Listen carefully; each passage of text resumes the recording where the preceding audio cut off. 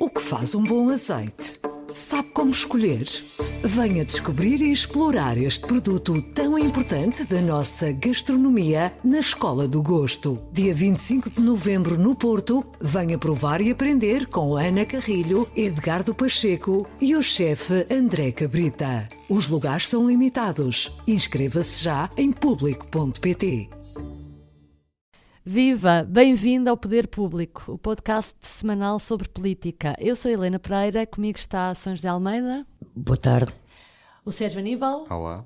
E o Luciano Alvarez. Boa tarde. Esta semana vivemos dias históricos. O país vai dar lucro. É essa uma das conclusões do Orçamento de Estado. Entre receitas e despesas vai sobrar 533 milhões de euros. Não creio que seja de esquerda promover déficits e aumento de dívida, disse António Costa esta semana em entrevista ao Público. Mas ninguém parece muito satisfeito com as novas medidas de Mário Centeno. A esquerda diz que é pouco, os empresários também, os sindicatos ameaçam com uma greve geral dia 31 de janeiro. Sérgio, começo por ti. O país precisa de ter lucro? O país precisa e tem tido algum lucro ultimamente. O Estado é que é a primeira vez que tem lucro. E olhando para a dívida, pode-se dizer que precisa, de facto. Tem uma dívida de quase 120% do PIB. Tem que pagá-la. Estamos em tempos bons na economia. Se calhar é a altura para conseguir ali, não digo... Porque o lucro, nós não vamos aqui distribuir o lucro, não é? Pelos acionistas, que somos nós os contribuintes, mas é poupar para poder ir pagando a dívida, não é? Portanto, nesse aspecto, acho que se a altura para ter lucro é esta. Então, Rui Rio tem razão. Rio dizia isso, elogiava Costa precisamente porque achava, até dava a entender que até podia ser mais o esforço agora, porque em alturas de crescimento económico é a altura de amealhar no fundo para enfrentar mais tarde os anos Sim. em que pode ser difícil ter estes resultados. Sim, na política orçamental, a política orçamental portuguesa tem tido um problema ao longo dos anos, que é, está sempre de acordo com o ciclo. Quando a economia vai abaixo, poupamos demasiado. Aí não temos déficits, quando se calhar devíamos ter... Tentamos não ter déficits, quando se calhar devíamos deixar os déficits correr.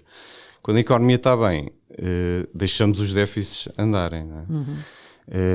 E, portanto, eu acho que qualquer coisa que seja tentar ter uma política anticíclica é uma atitude inteligente do ponto de vista orçamental. Isto independentemente da esquerda e da direita. E aí concordo com o que disse o Primeiro-Ministro, porque quer dizer, ser de esquerda pode ser defender uma maior intervenção do Estado, mas a maior intervenção do Estado pode ser paga com mais impostos, não é? E portanto não gerar déficits.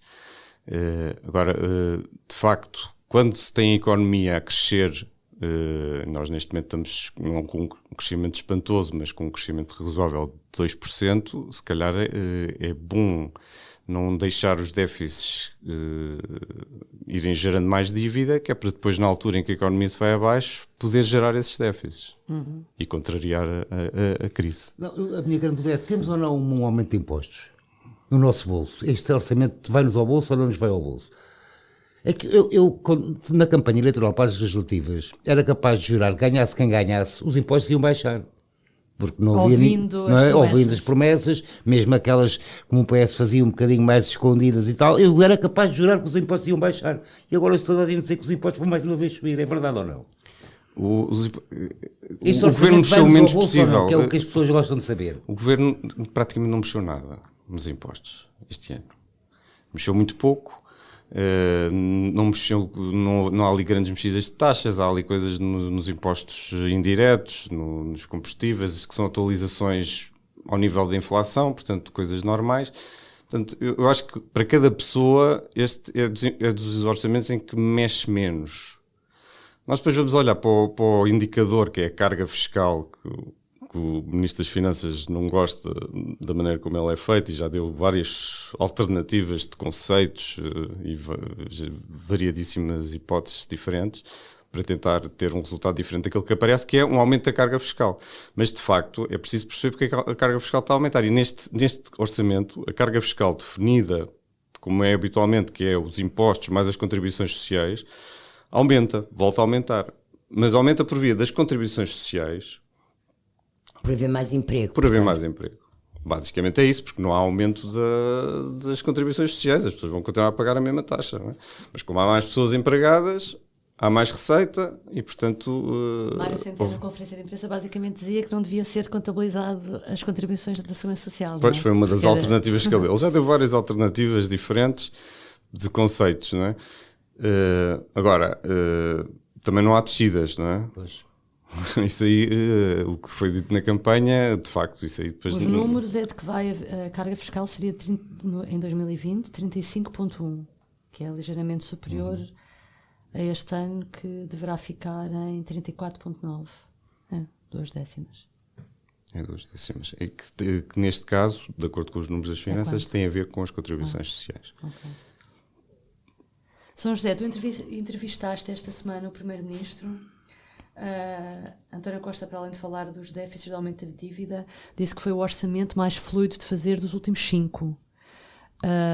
Tendo em conta que é o chega único que tem mesmo a dizer excedente, que não é aparece o dos- contrassenso. Como é que isto é possível? Desculpa, não ouviste. Tendo em conta que é o único destes que teve excedente,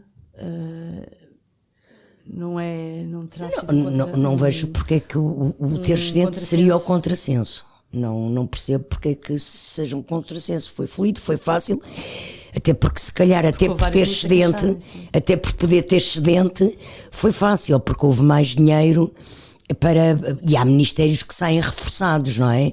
Saem reforçados os ministérios de soberania, que têm a ver com o descontentamento das Forças Armadas e das Forças de Segurança.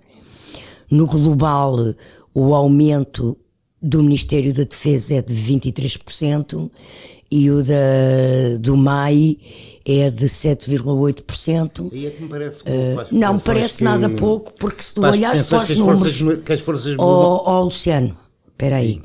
Se tu olhares para os valores, o que estava previsto ser dado, os tais 10% iniciais, era um reforço de 16 milhões. Foi dado um reforço de 54 milhões. Não me parece que seja... Portanto, há as reivindicações que são feitas pelas forças o ligadas com mais tutela... O ministro queria 80 milhões para resolver os problemas todos logo no primeiro ano. Portanto, há coisas que vão ter que ser negociadas com os sindicatos em planos plurianuais. Mas não me parece que tenha sido os polícias, um mau GNR e reforço. PSP não precisam só de que lhes paguem o que lhes devem, ou o que está acordado de pagar, ou Não, segundas de não é ordenados, isso, não, ou suplementos. claro. Há toda uma rede de quartéis e de sedes da polícia que estão a cair de podres. Sim, aliás, não é? o Primeiro-Ministro... E isso não se faz com... Aliás, o Primeiro-Ministro, na entrevista que deu ao público, dava mesmo esse exemplo como uma das situações que o preocupam verdadeiramente. escandalosas algumas das situações, que é o problema das não é? Quer instalações das forças de segurança. Pronto. Escandalosas.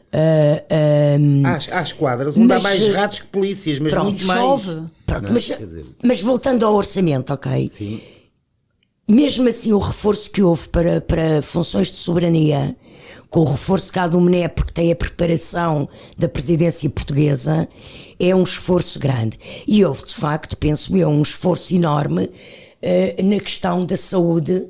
Aliás, há uma notícia que o Primeiro-Ministro dá na entrevista, que é uma notícia que eu até achei surpreendente, porque para além do que já está anunciado formalmente, de pagarem 550 milhões de dívida de saúde já este ano, serem orçamentados 800 milhões para a despesa normal da saúde, mais 190 milhões para obras de infraestruturas em 2 anos.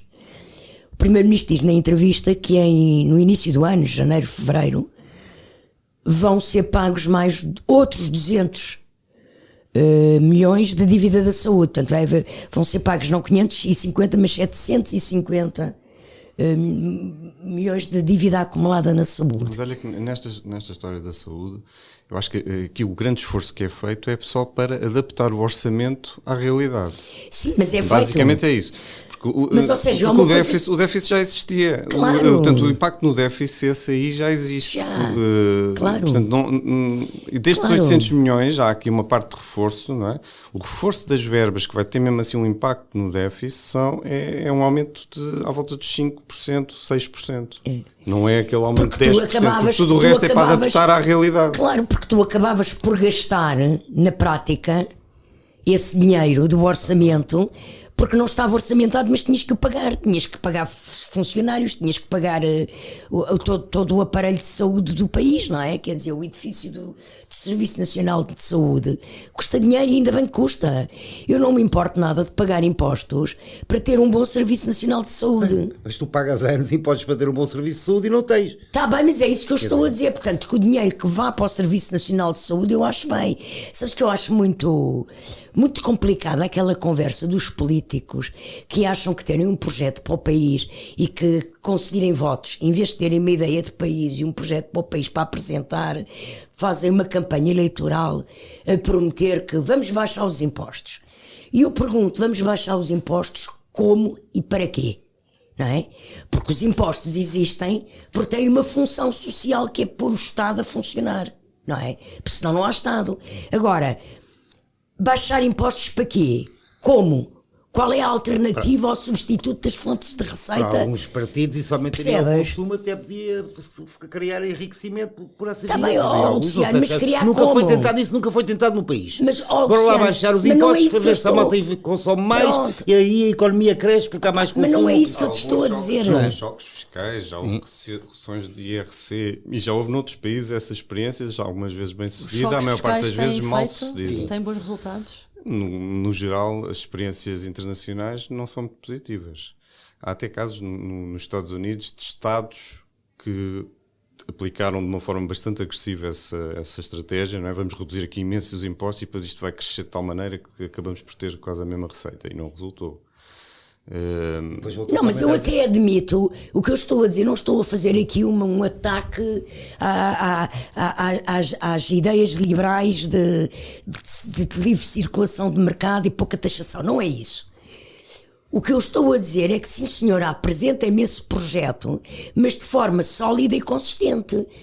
Isso não se faz apenas dizendo vamos baixar os impostos. Para já que impostos, como? Com que alternativas de financiamento do Estado? Ou deixa de haver Estado? Quer dizer, deixa de haver Estado. Pronto, ou seja, um projeto político tem que ter consistência, solidez e coerência. E não é só medidas desgarradas disto ou daquilo. Pronto, baixar os impostos e subir os impostos é uma medida desgarrada. É uma medida, Tá é uma bem, medida que mais não estás a perceber o que eu estou a querer dizer, tudo bem. Estou a perceber. Mas o PS, Luciano, o PS comprometeu-se a baixar impostos pela via, por exemplo, das alterações do desdobramento dos escalões de IRS, que ainda não vai ser este vai ser ano, para o ano. mas vai ser nesta não vai legislatura. Vai, nesta Vamos legislatura. ver se vai ser. Aliás, Nestas alturas sobem sempre muitos milhões e depois vêm as cativações.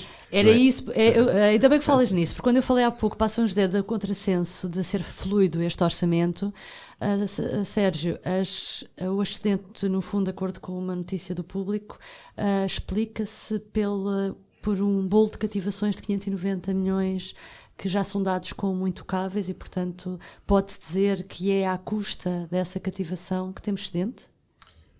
Sim, essa notícia do Público fui eu que fiz, infelizmente. Eu gosto de dar novidades, não é? Mas nesse caso essa notícia não é propriamente uma novidade, porque isto acontece todos os anos. É uma prática que é... Com todos os governos. Com todos os governos. O déficit em contabilidade nacional é calculado, é uma estimativa. Portanto, há uma autorização de despesa total. E depois o governo diz, ok, nós temos autorização para esta despesa, mas se calhar não vamos usar estes 590 que fazem parte das cativações que já estão feitas. Portanto, mas isso retira mérito de alguma forma ao excedente histórico ou não? Não tira, porque todos os anos eram iguais, não é? Portanto, não é tanto por aí. Agora, há aqui dúvidas em relação a esta prática, sem dúvida, porque o Parlamento está a aprovar um determinado conjunto de despesas e depois o déficit que é anunciado é assumindo que já uma parte dessas despesas não vai ser usada, não é? E, portanto, essa prática acho que tem que ser questionada e o ano passado foi... O Rio chama-lhe uma fraude democrática, sim, não é? O ano passado os deputados parece que acordaram para esta prática, não é? Perceberam-se de alguma maneira que aquilo existia e o Rui Rio também foi das pessoas que mais criticou e agora já está novamente também a criticar, portanto pode ser que dentro de uns anos se altere esta prática, mas é uma coisa que existe já há muito tempo. E as cativações existem há muito tempo. Tem as suas vantagens e as suas desvantagens, não é? As desvantagens é que é um bocadinho, completamente discricionário para o Ministro das Finanças. O Ministro das Finanças pode praticamente teve aquelas autorizações e depois pode escolher o que é que faz e o que é que não faz. Não é? Portanto, há aqui um poder que é dado ao Ministro das Finanças. Por outro lado, esse poder que é dado ao Ministro das Finanças tem uma vantagem, que é conseguir controlar melhor o déficit. Não é? Porque se está à espera que seja cada um dos ministros a controlar... Isso aí é aqui uma escolha que temos que fazer. Claro que um país que teve tantos problemas com déficits e estamos numa União Europeia que tem mecanismos, regras e que temos que cumprir, porque senão depois há as ameaças de sanções, depois os mercados não gostam de ouvir as ameaças de sanções. Se calhar num país destes dar ali um certo poder ao Ministro das Finanças tem sido considerado bom, positivo, não é? E a questão é essa, é dar ou não dar este poder ao Ministro das Finanças. Luciano, vai haver, por aquilo que os vários protagonistas têm dito, o Mário Centeno, os partidos, vai haver espaço, estás à espera que haja muito espaço para negociação do documento agora quando começar a ser discutido na Assembleia da República? Não me parece que haja muito espaço para negociação. Vai haver, que essa negociação leva a grandes alterações no orçamento, não me parece. Não me parece. O Mário Centeno não dará margem para essas, provavelmente ele considera loucuras, algumas das coisas que os partidos de oposição pedem. Tanto quanto li. Portanto, não parece que vá haver grande margem para alterações ao orçamento. Que a verba que existe para negociar com a esquerda as questões da segurança social e pensões e por aí são 200 milhões, não é? Então, vai haver uns docezinhos para ver se PCP, Bloco de Esquerda, Verdes deixam passar o orçamento. O que achas deste sinal realmente por exemplo, dos sindicatos e muitos afetos à CGTP estarem já, e ao PS também, estarem a ameaçar com uma greve geral em janeiro? Isto significa que já vem de trás, e já tínhamos essa ideia, que 2020 vai ser um ano de grandes protestos na rua. Eles já começaram a surgir esses sinais. Vamos voltar a ter um governo sob protesto, com muito protesto na rua. Isso é já notório que vai acontecer e quase certeza que vai haver uma greve geral. Aliás, os sindicatos já deram isso quase como adquirido, não é? Portanto, vai ser um ano difícil para o governo nesta matéria. Sim, até porque em termos do que é e o Primeiro-Ministro explica bem essas contas, o Ministro das Finanças também, quando apresentou o orçamento, frisou isso. A questão que mais preocupa, sobretudo os sindicatos da função pública, que é quem está neste forcing da greve, e que consideram um insulto a proposta e que acho que foi a Frente Comum, que já saiu até das negociações. Mas o que se passa é que ficou acordado anteriormente, dentro dos acordos de esquerda e com os parceiros de esquerda, no anterior orçamento, na anterior legislatura, foi feito um plano de descongelamento de carreiras e de devolução de rendimentos e progressão de carreiras aos funcionários públicos. E, portanto, o aumento de ordenados para todos este ano, para todos os funcionários públicos, é 0,3%, que é o valor da inflação em 2019, e, portanto, vai ser reposta essa inflação em 2020, mas eles vão receber também dinheiro do descongelamento das carreiras.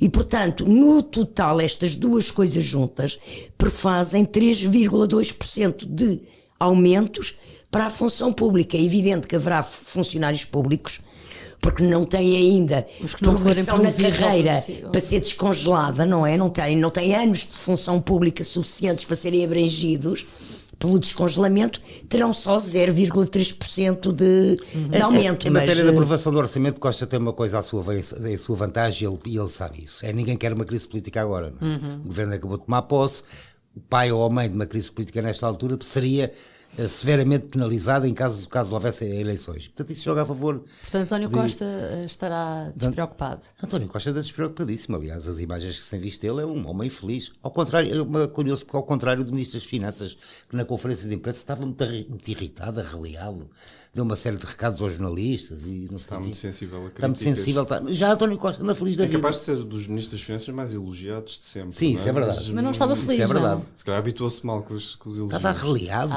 Gostava de... E Eu acho que agora os houve umas ministros das críticas Finanças existentes têm muito. sempre todos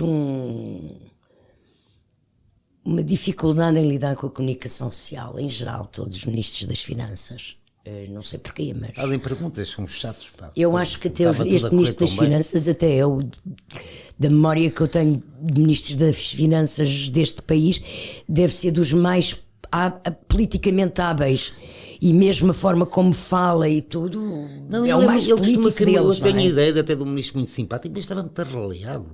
Assim, Não, os ministros das possível. Finanças têm, deve ser por ser. Algum como é que dá tratam alguma de questões- discussão com o Primeiro-Ministro? Pois do não faço Eurogrupo? ideia, não quero estar aqui a tomar juízo. Não, mas, não faço mas ideia. olha que- O Primeiro-Ministro e o Ministro das Finanças dizem que se continuam a amar e que. Não, mas olha que o a forma casamento é como para António Costa, na entrevista, fala sobre esse assunto, não me parece que tenha sido uma discussão pessoal entre eles, é uma discussão, Eu não penso eu, disse entre nada disso. Não é? o Estado português e o Eurogrupo, não é? Porque as posições são diferentes. Pronto. Sim, mas a posição, nesse caso, a posição dos ministros das Finanças acabou por ser, do Ministério das Finanças acabou por ser posta em causa, porque o Ministério das Finanças E foi. acordou no Eurogrupo. Sim, porque o Mourinho Portanto, foi lá e disse não é que só o sim. Eurogrupo Costa, governo Sim, português, sim, sim. é António Costa, Ministério das Finanças. É. Claramente. Quer dizer, também, quem não é? Costa desautoriza é o Mourinho Mourinho, Félix, exato. que foi lá bem, e em representação, porque o Mário Centeno, nessas negociações, ele é o árbitro, já é presidente, não pode ter posição pessoal e, portanto, Portugal é representado pelo secretário de Estado. O secretário de Estado foi comido nas negociações, lá pelos holandeses e os alemães e... Foi comido. Palavra E agora do Jerónimo a de Sousa não Costa, gosta nada. comigo. agora Costa, agora que foi, porque são não sei quantos milhões que Portugal perde, não bem, é? eu Pronto. sei. E, Há As Mas finanças fala- dizem que são poucos. Hã? As finanças dizem, os eles cálculos das acham finanças, pouco. os cálculos Pois, das quer dizer, finanças eu acho que são se 20 for- milhões. Eu acho é assim, se o primeiro-ministro português conseguir influenciar as negociações para vir mais dinheiro para Portugal, acho que só lhe compete fazer isso. Sim, claro. Portanto, O que é estranho é o país, estas negociações, o orçamento da zona euro durou meses e meses, mais de um ano, acho eu, a negociar e descobrir-se isto ali no meio da cimeira. Pronto, é um trunfo. Rebentar na cimeira, pois. pois, foi o trunfo que o Costa Costa conseguiu usou ali usar, para- não conseguiu convencê-los antes. Agora, pondo em causa, pensamos, quer dizer, uma pessoa depois olha para isto, parece pôr um pouco em causa a relação com o seu Ministro das Finanças. Sim, Não mas... sei, não sei se esse dinheiro, esses 20 milhões ou um pouco mais, vale isso, não é? Pois. Mas não creio que a relação de Costa com Centeno esteja muito posta em causa. Até porque eles estão ligados um ao outro de tal forma que é impossível Centeno sair do governo. Relações é impossíveis, é coisa que eu há muito Não, na tá política fujo que dei o diabo da cruz, os impossíveis. Não é praticamente Já vi muito, impossível. muito impossível acontecer na política. Se Centeno sair do governo, deixa de ser presidente do Eurogrupo. Eu não acredito que Centeno queira perder agora a presidência do Eurogrupo e não ser O reeleito. Ronaldo das Finanças há de ter muito Até pelos acordos que ele está a conseguir, os acordos que ele está a conseguir a nível da União, da zona euro, não é? Isso, portanto, ele tem um programa, está a conseguir levá-lo lá até ao fim e, portanto, não vai agora ir para casa O que eu aconselho aos ministros das fazer Finanças, que não sangue. me leva a mal, é que neste proveito este Natal, como uns docinhos, não muitos, para ver se fica menos azedo, menos arreliado, que a gente gosta de o ver mais simpático. Fico sempre assustado quando um ministro das Finanças me aparece arreliado, fico sempre muito assustado, começo a É pensar... caso para nós contribuintes nos preocuparmos. Começa a é vir isso. fantasmas logo, mas pronto. Se vocês se lembrarem, por exemplo, de Sousa Franco como Ministro das Finanças, vão achar que isto não é nada. Mas eu lembro de Sousa Franco, era o homem para comprar o papel higiênico tinha que passar por ele, não é? Não, e mesmo o feitio dele, a forma como ele falava com os Os jornalistas. ministros das Finanças têm uma coisa que acho que pode explicar essa, que é como eles tratam ali de questões técnicas, a uma certa altura ficam muito impacientes com a ignorância que vem à sua volta. Mas eu compreendo que eles fiquem impacientes. Não, E o Mário Centeno está convém é que completamente não nesse mostrem. estado neste momento. Pois Parece eu fui à estar muito conferência de impaciente imprensa com... e ele praticamente a seguir a cada pergunta que lhe faziam, ele primeiro corrigia a pergunta e depois é que respondia. Foi quase uma aula. Exatamente. Olha, Sérgio, ainda a propósito disso, a Renascença dizia que aquela conferência de imprensa terá sido o testamento de político de Mário Centeno, no sentido em que este seria o último orçamento feito por ele. Achas? O que é que te não, parece? não vi tanto isso. Ele de facto tem aqueles avisos que parecem quase estar a deixar ali uma mensagem. Agora que me vou embora, deixa esta mensagem. Não é? Mas eu já ouço isso há alguns anos, parece-me. Pois. Parece que está quase sempre a sair, não é? E ainda lá está. E eu aí concordo com São José, quando diz, acho que ali a presidência do Eurogrupo é uma coisa que ele quer cumprir até ao fim. E, portanto, isso ainda nos leva durante E se algum puder tempo. ser, e como tudo indica que ele vai continuar, vai ser reeleito presidente do Eurogrupo, Sim, até porque isso há aí uma não é. estabilidade nesses cargos que é tradição, não é? Ele tem um programa para acabar, quer dizer, não é contestado dentro do Eurogrupo e, portanto, tudo indica que será, continuará. Enquanto for presidente do Eurogrupo, é ministro das Finanças. Exato. Há uma coisa que eu também gostava de falar que tem a ver com o orçamento e com o PSD, Luciano. O Rui Rio fez muitas críticas ao orçamento, e algumas muito duras, como esta história da fraude democrática, e depois em Belém, à saída de uma audiência com o Presidente, disse que ainda não tinha analisado bem o orçamento, que ainda não sabia bem como é que ia votar, mas que provavelmente até votaria contra. O Rui Rio está Depois disto tudo... ele está numa posição muito difícil, o Rui Rio. Provavelmente até deseja que o orçamento seja aprovado para não haver chatices nesta altura do campeonato, mas tem umas eleições internas à porta. E, portanto, tem que dar um sinal para dentro a dizer que, até para contrariar o seu principal opositor, que é o Montenegro, que passa a vida a dizer que ele está feito com o PS. Ou que ele está disposto a casar com o PS. Portanto, ele tem que dar ali uns sinais internos. Eu acho que o Rio até desejaria que o orçamento passasse, que os deputados da Madeira votassem favoravelmente e que aquilo passasse. Que desse uma ajudinha. E ele Eu abster-se. gostava Mas achas que abster-se ou votar contra? Eu acho que se vai abster. Okay. Eu gostava de chamar a atenção para uma particularidade muito engraçada, que não tem graça nenhuma, mas que é uma particularidade que vai ter uma profunda influência no PSD, que é a seguinte: a eleição de Rui Rio é a 9 de janeiro, 11 de janeiro. O Congresso é no fim de semana de 7 e 8 e 9 de fevereiro. não é? A votação do orçamento é a 5 e a 6. Ora bem, Rui Rio pode não ser eleito líder no Congresso do PSD a 6 e 7. Não, as diretas são o 11 de janeiro. Nas diretas a 11. E vai chegar à votação final do orçamento a 5 ou 6 de fevereiro, antes do Congresso, da consagração do novo líder do PSD, que pode não ser Rio, mas Rio vai estar na discussão e na votação final do orçamento como líder parlamentar, a representar um partido que já tem outro líder. Eu acho que é a primeira vez que isso acontece. Assim, é a primeira vez que acontece, e eu acho que a posição que o PSD vai ter em termos de votação final do orçamento, que é a que interessa, pode ser o da primeira votação, mas pode não ser O da final. o da final, porque a eleição de um líder a 11 de janeiro e as alterações que isso vai provocar na preparação do Congresso do PSD, porque a direção vai ser formalmente a mesma que é hoje, só no Congresso é que o novo líder vai tomar posse. Se o Rui Rio não for eleito líder e quiser chatear a vida ao seu sucessor, que só vai tomar posse no fim de semana a seguir à votação final do orçamento, até pode armadilhar portanto, sei lá, o Montenegro já disse que votava contra o orçamento. E se Rio se abstém no orçamento, depois com que cara é que o Olha, novo eu líder... esta semana entrevistei o Álvaro Almeida, que é deputado e uma das pessoas que está nessa frente do orçamento na Assembleia. E que fez o quadro macroeconómico do PSD, e questionado mesmo sobre isso diretamente, ele não fugiu à pergunta, e ele disse que não, se isso acontecesse, se Rui Rio, que ele diz que não acredita, mas pode acontecer perfeitamente, se perde ou não legitimidade, e ele diz que de maneira nenhuma. Pois, porque ele só Portanto, é substituído no Congresso. Exatamente, porque há órgãos legítimos a funcionar, claro. Ou seja, uma comissão política de Rio, Que só perde uma o liderança da mandato quando for bancada eleita parlamentar de outra. Rio, portanto aquilo é ler nas entrelinhas É isso. que pode haver aqui Pode haver aqui ainda uma guerra uma muito confusão. engraçada, que não tem graça nenhuma, não é? Porque é um disparate em termos partidários e ainda vai criar mais feridas no PSD, mas eu acho que vai ser um assunto importante de acompanhar e com consequências. Aguardemos com serenidade democrática. Vai ser um início de ano muito animado, pelo sem menos. dúvida. Bom, hoje vamos ficar por aqui. Obrigada por nos ter acompanhado. Até para a semana.